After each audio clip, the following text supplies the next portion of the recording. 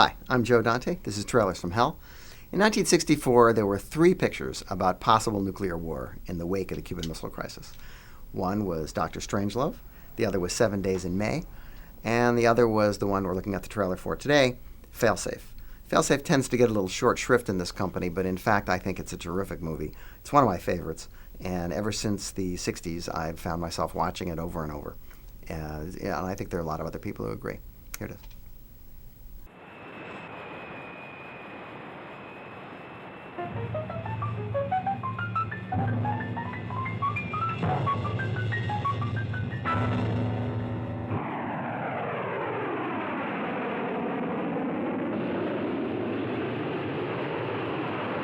Failsafe was an independent production shot in New York based on the 1962 bestseller by Washington journalists Eugene Burdick and Harvey Wheeler.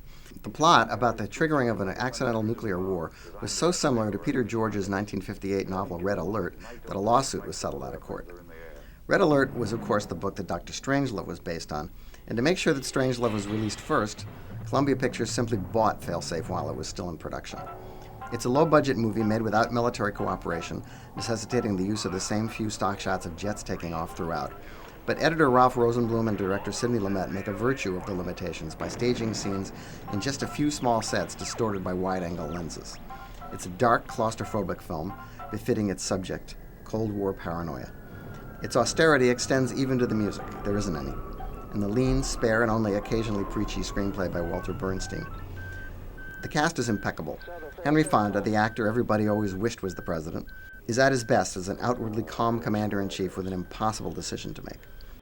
Walter Matthau is a Herman Kahn Kissinger figure who, to defeat communism, advocates a first strike. Dan O'Hurley is the troubled general who thinks technology has outrun its makers. Larry Hagman has his breakthrough role as the president's interpreter, and Frank Overton, Edward Binns, and Fritz Weaver in his first movie all do some of their best work here.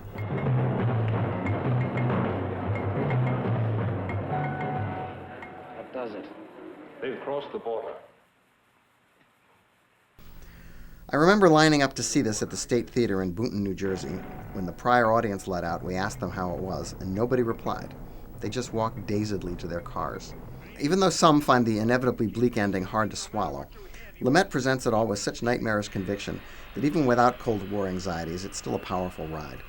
The proximity to Strangelove doomed it at the box office, but it's developed a strong enough fan base over the years that in 2000, Failsafe fan George Clooney mounted a live network TV remake set in period and broadcast in black and white.